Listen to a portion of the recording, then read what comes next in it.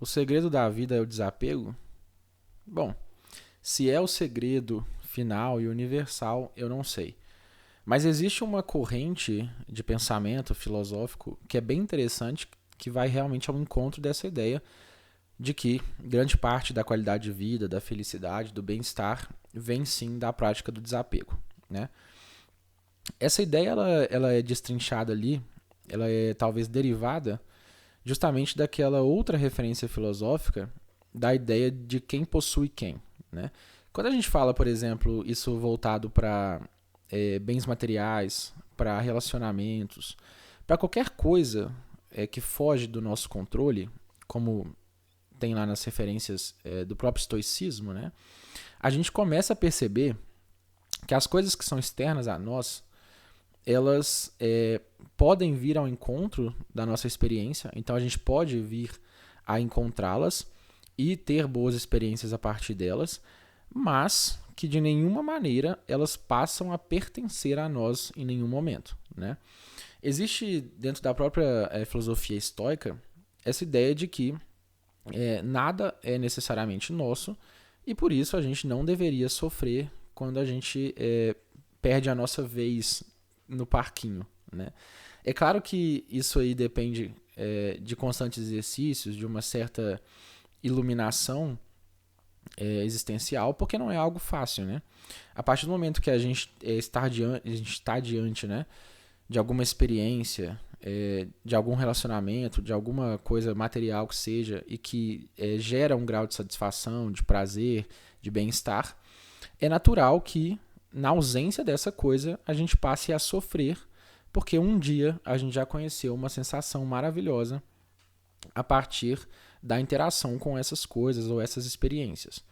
Então, naturalmente é uma coisa bem difícil, não é tão simples assim quanto às vezes é vendido aí em alguns conteúdos motivacionais rasos, mas existe sim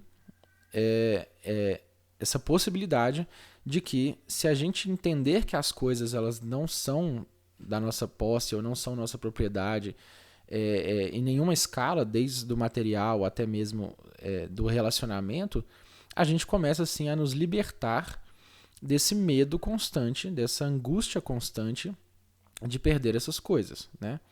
Existe uma referência dentro do budismo, né, que diz que a vida é dukkha, né?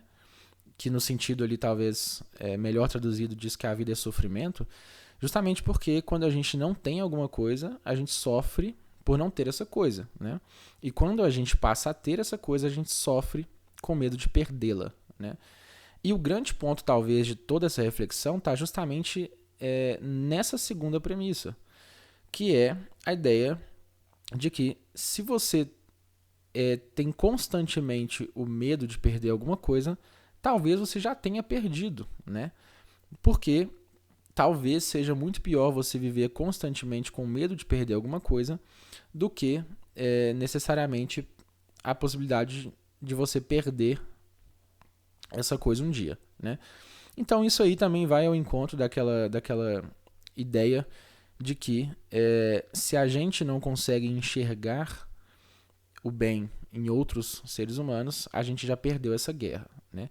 Tudo isso pode parecer ali meio bobo ou meio que um jogo de retórica, né? De palavras ali bem construídas dentro de uma poesia, mas pessoalmente falando, eu enxergo muito valor nessas referências filosóficas, porque quando a gente começa, quando a gente descobre como praticar isso, né, no dia a dia, quando a gente começa a colocar isso em prática no nosso dia a dia, na nossa vida, realmente parece surtir muitos efeitos positivos, justamente porque você vai aos poucos se afastando daquela angústia constante que, né, pode ser uma das fontes de ansiedade, de vários outros problemas ali da psique humana, justamente porque você tem essa compreensão de que as coisas não nos pertencem, de que nós podemos sim aproveitar enquanto elas estão ali em nossa disposição, no sentido de estarem presentes para interagir conosco, mas que no fundo, nós viemos sem nada e partiremos igualmente sem nada, né? Então, fora do campo poético, essa compreensão para a vida como um todo também, ela realmente parece trazer muitos benefícios para a gente, né? Então, se a gente pensa que às vezes ali uma coisa que nós perdemos, seja ela material, seja uma pessoa que nos deixou, né, em questão de relacionamento, tudo isso nunca nos pertenceu de fato, né? Nós tivemos a oportunidade de aproveitar, de extrair boas experiências enquanto elas estiveram presentes ali, mas que necessariamente elas nunca nos pertenceram, e então por isso nós não deveríamos, teoricamente, estar sofrendo tanto quanto nós sofremos quando a gente perde o acesso a essas coisas. E mais do que isso, eu acho que a grande chave de todo esse entendimento é justamente no dia a dia, quando você se abstém dessa angústia constante de ter medo de perder as coisas, né? Porque se a gente pensar bem assim, né? Se a gente vive constantemente com medo de perder alguma coisa, mesmo que a gente possuísse essa coisa, é como se nós não a possuíssemos, né? Como se elas nos possuíssem. Quer dizer, de onde vem essa relação, né? Quem que é dono de quem nessa história, né?